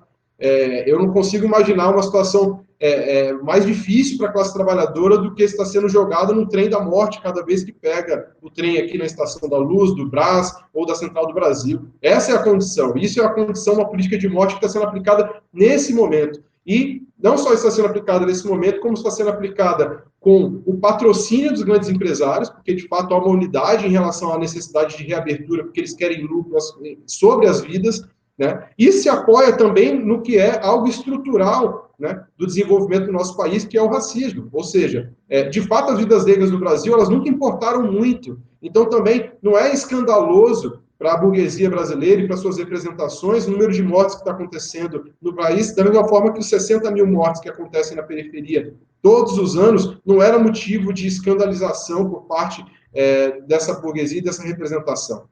Então, assim, compreender, né, o quanto está em curso um projeto de genocida e um projeto neofascista é muito importante, inclusive, para a gente saber a urgência de derrotar essas alternativas que colocam nas mãos da direita, da oposição de direita, a saída para essa crise. Na verdade, é com a unidade da classe trabalhadora, é a partir das suas lutas concretas, né, no caso dos trabalhadores essenciais, por condições de EPIs, por condições de saúde, por isolamento social daqueles que são grupo de risco, de somente estar trabalhando aquilo que seja essencial para o funcionamento do país, ou seja, e ao mesmo tempo impedir que se passe a boiada, né, no meio da pandemia, como é o caso dos petroleiros agora, que estão exigindo a prorrogação do acordo. Então, isso é aquilo que vai dar o caldo para que a gente consiga fazer essa unidade, não só das categorias, mas com o conjunto dos movimentos sociais. A gente pensar nos últimos anos, né, em especial de 2018 para cá, com o movimento Ele Não,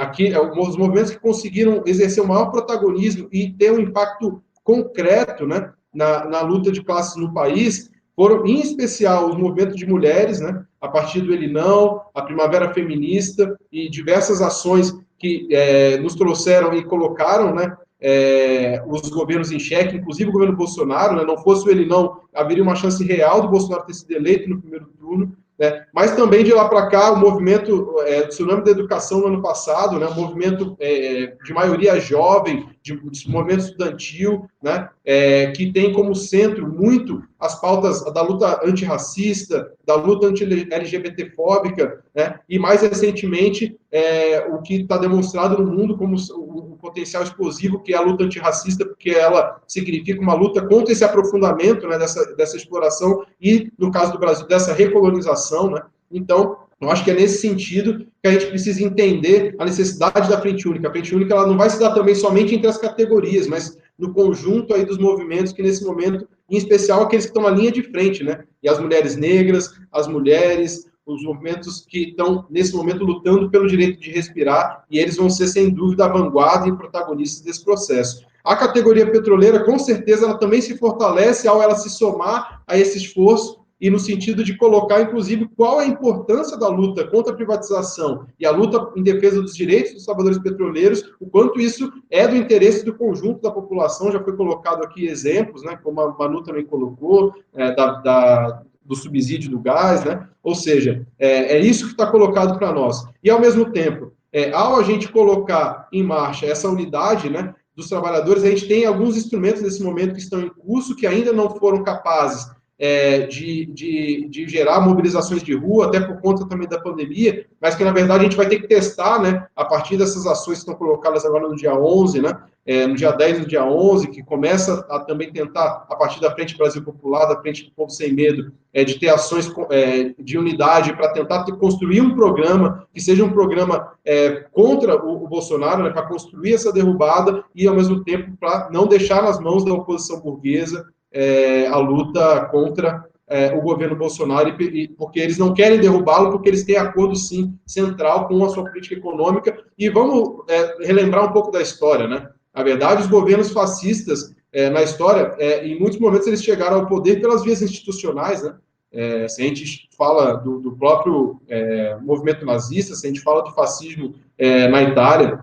Então, é justamente a tolerância da burguesia liberal e de setores que, inclusive, por defender a conciliação de classes, apostam, né, em setores da burguesia para enfrentar o avanço do fascismo, que o fascismo se estabelece e consegue impor a sua dominação e a destruição de vidas e de direitos, né, como a gente já assistiu na história. Então, na verdade, nesse momento, essa nossa luta pela vida passa pela derrubada do Bolsonaro, passa pela construção de uma frente única e, sim, fazer unidade de ação com todos aqueles que sejam contrários a esse governo, mas que estejam dispostos a derrubá-lo, nessas frentes, nessa unidade de ação, a gente está disposto a estar. Agora, fazer agitação de democracia no abstrato, né? Como se isso fosse nós e o Maia tivéssemos o mesmo projeto com o Fernando Henrique. Olha, infelizmente, se eles tivessem esse mesmo projeto, eles também estariam, no mínimo, defendendo fora Bolsonaro. Não é isso que está acontecendo até aqui. Então, queria também, aí para finalizar, agradecer mais uma vez aí o convite da Federação Nacional dos Petroleiros, Sindicato São José dos Campos, por estar conduzindo a live no dia de hoje.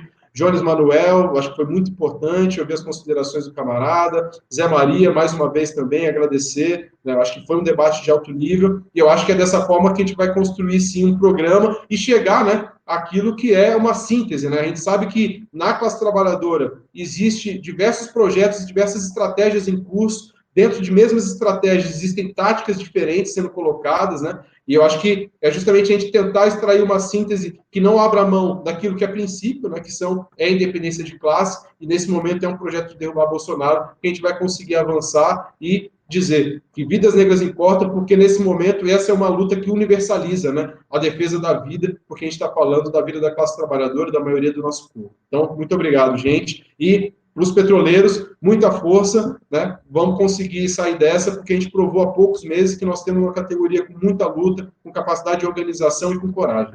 Isso aí, Pedrão. Agradecer aí sua presença. Sei que saiu de um turnão de 12 horas na refinaria, mesmo assim se fez presente aqui, uma excelente fala, uma excelente conclusão. Como você bem lembrou, faz pouco tempo, foi em fevereiro, a categoria entrou numa grande luta nacional. Acho que temos condições, a categoria petroleira mostrou que não está de cabeça baixa e tem condições de se organizar para defender seus direitos, e a Petrobras 100% estatal. Mas, considerando essa pandemia, nós estamos justamente exigindo da empresa que a gente tenha que fazer isso no momento adequado, sem a pandemia do coronavírus, da Covid-19, como uma faca no pescoço de petroleiros e petroleiras. Pedrão, muito obrigado, será sempre bem-vindo aqui no nosso sindicato, na Federação Nacional dos Petroleiros. Tamo junto. Queria passar aí a palavra para o Jones Manuel, fazer o seu fechamento, responder as perguntas, as considerações sobre o debate. Está excelente conteúdo, um debate de alto nível. Nossa live aqui já foi um sucesso. Fica à vontade, companheiro, 10 minutos aí para fazer seu fechamento. Então, eu acho que, de novo, né, a vantagem de ficar pelo último facilita muito sua vida. Né? Acho que já foi muito bem colocado pelos camaradas o quanto é importante o debate sobre o preço do bujão de gás, sobre o preço do transporte público, sobre o preço, inclusive, dos alimentos e a política da Petrobras, sabe? O caráter nacional da Petrobras, a que interesse a Petrobras serve. Eu acho que motes para falar com o povo no geral sobre a importância da Petrobras, a gente tem vários, percebe? Essa ligação, no caso da Petrobras, é muito mais fácil, porque as pessoas sentem no bolso diretamente o impacto da política antinacional tocada pela diretoria da Petrobras em prol do lucro dos acionistas estrangeiros, né? A própria fundação da Petrobras, inclusive a campanha pelo Petróleo é Nosso, que teve papel fundamental de destaque dos comunistas, foi uma campanha que partiu dessa premissa, de debater transporte público, debater preço dos alimentos, debater as condições de vida no geral da classe trabalhadora e a importância que a Petrobras, a criação de uma empresa nacional de petróleo teria para isso, sabe? E aí, desde nível de emprego, passando por nível de investimento, passando por infraestrutura. Então, assim, a gente tem várias possibilidades, inclusive, várias pesquisas daquele Datafolha mostram que a maioria da classe trabalhadora do povo brasileiro é contra privatizações. Então, assim, do ponto de vista da pesquisa de opinião, a maioria já se diz contra, mesmo com toda a demonização da Petrobras, mesmo com toda a propaganda midiática contra as empresas públicas, a maioria da população brasileira já é contra. A gente precisa transformar esse sentimento de opinião em ação política ativa. E aí as dificuldades da pandemia, as formas de envolvimento, a necessidade de unidade da categoria, a necessidade de transcender a luta dos petroleiros para além da própria categoria, já foi muito bem colocada antes de mim, acho que não preciso nem repetir. Quando eu fui lançar meu livro no Rio de Janeiro, Revolução Africana, Ontologia do Pensamento Marxista, eu fiz o lançamento do auditório do Sindipetro, do Rio de Janeiro, e debati, comentei sobre a ligação direta entre a defesa da Petrobras e a luta antirracista, percebe? Na época, ano passado, se não me engano, em julho, ou foi agosto, algo assim, eu comentei que, olha, o Brasil hoje é uma economia petroleira, e isso coloca como um tema central o papel da Petrobras nos rumos do país, da classe trabalhadora, e o papel do Brasil no mundo, porque enquanto economia petroleira, agora a gente tem um papel ainda mais importante na geopolítica do petróleo, no papel da transação do petróleo em dólar, o chamado petrodólar, e no próprio papel da hegemonia do dólar mundial. Então o Brasil é cada vez mais um ator político fundamental no enfrentamento anti-imperialista, potencialmente, e para as condições de vida da classe trabalhadora, percebe? Então é algo central, venho tentando sempre me colocar à disposição dos trabalhadores e trabalhadoras do setor. Debati recentemente com o sindicato do Espírito Santo. Antes da pandemia, estava com 3 atividades marcadas já. Em breve, vou estar levando alguém da categoria do programa que eu tenho toda terça-feira, de 10 horas, na TV Brasil 247, no Trincheira Vermelha. Vou estar convidando alguém para ir lá debater contra a privatização da Petrobras. É um espaço que tem uma visibilidade boa, então é importante divulgar isso. Dito isso, as falas do Pedro e do Zé Maria me contemplaram muito, achei fantástico. Evidentemente que eu tenho algumas discordâncias e vou colocar uma discordância de cunho teórico e político que eu acho importante. Veja, quando a gente fala que foi golpe em 2016, não significa que o governo Dilma não estava atacando a classe trabalhadora, não. O governo Dilma dobrou a taxa de desemprego com o Joaquim Levy. Inclusive, meu partido, a gente estava na rua contra o ajuste fiscal e contra o golpe. Porque, veja, se compreendia que a política tocada de ofensiva burguesa precisava de uma reorganização da estrutura de governança do bloco no poder para acelerar os ataques contra a classe trabalhadora, e foi isso que aconteceu.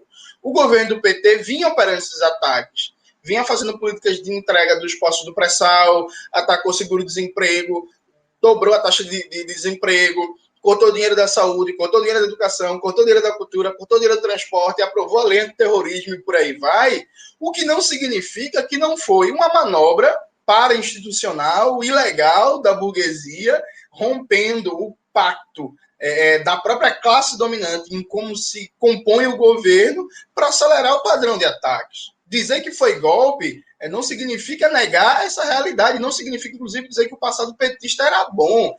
Mas o PT usa o discurso do golpe para legitimar todas as suas ações. Sim, com o PT e a sorte, percebe? A gente não pode ter uma visão de mundo PT-centrista, né? Que se o PT fala uma coisa, a gente não pode usar o mesmo termo, porque o termo está contaminado pelo PT, sabe?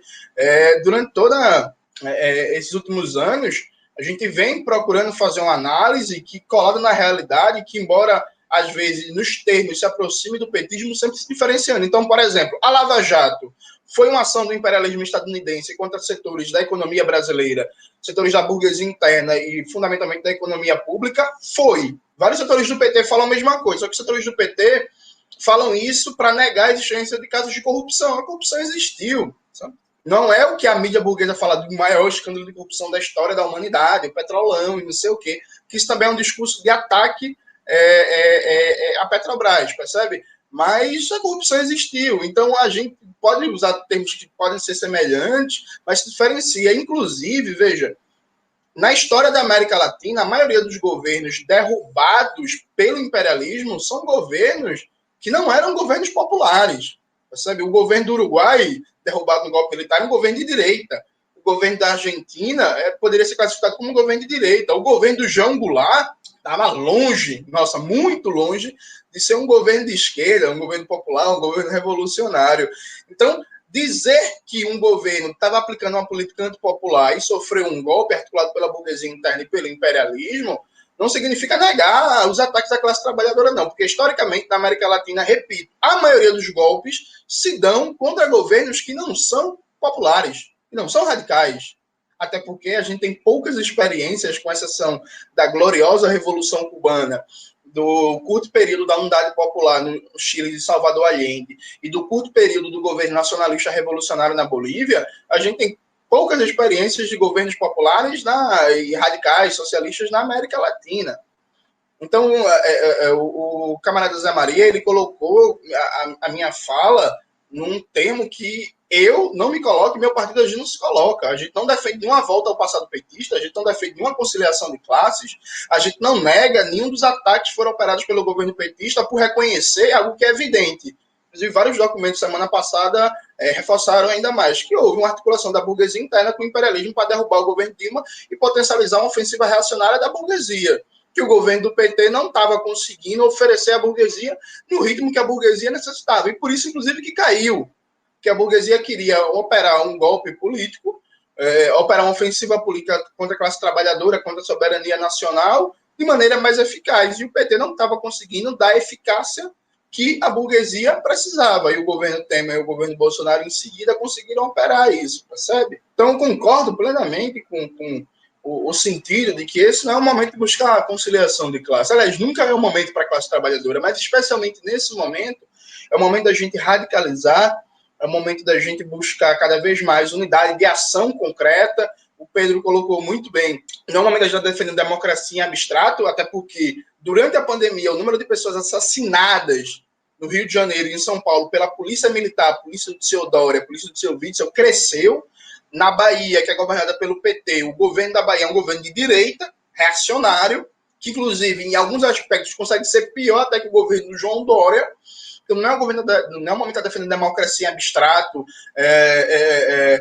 parecendo com o Rodrigo Maia, parecendo com a FHC, muito pelo contrário, é um momento de cada vez mais politizar a nossa classe, intensificar o nível de organização, de consciência, de radicalidade, fazer uma política ativa de solidariedade de classe. Por exemplo, no Comperj, nós temos mais de 4 mil trabalhadores trabalhando nas obras do Comperj, que não são atividades essenciais, já tivemos mais de 6 mortos, já temos centenas de trabalhadores infectados, os monopólios de mídia pouco falam, e são temas que a gente precisa intensificar, né? A defesa fazer com que as obras do Comperj parem, preservando os empregos e a renda da classe trabalhadora, porque é inaceitável que a classe trabalhadora morra como baratas num canteiro de obras em nome de manutenção de taxa de lucro da burguesia, percebe?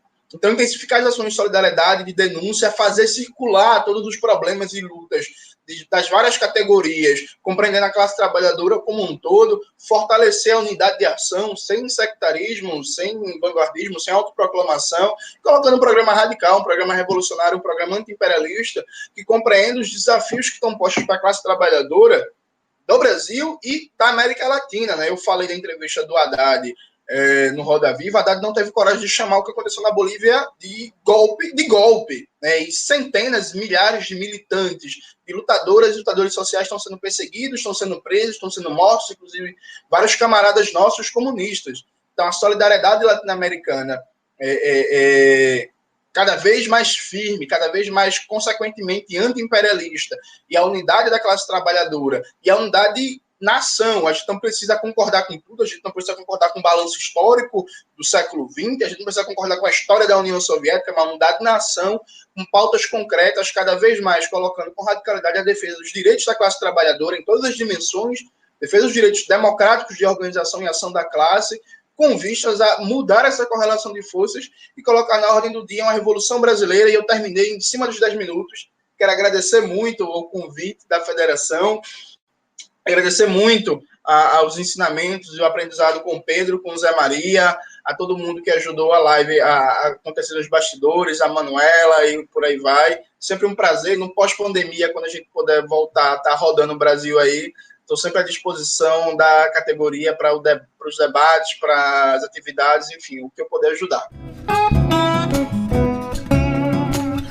E o programa de hoje fica por aqui. Eu sou Manuela Moraes, jornalista do sindicato, e a edição de som é do Pedro Henrique Curcio. Até a próxima!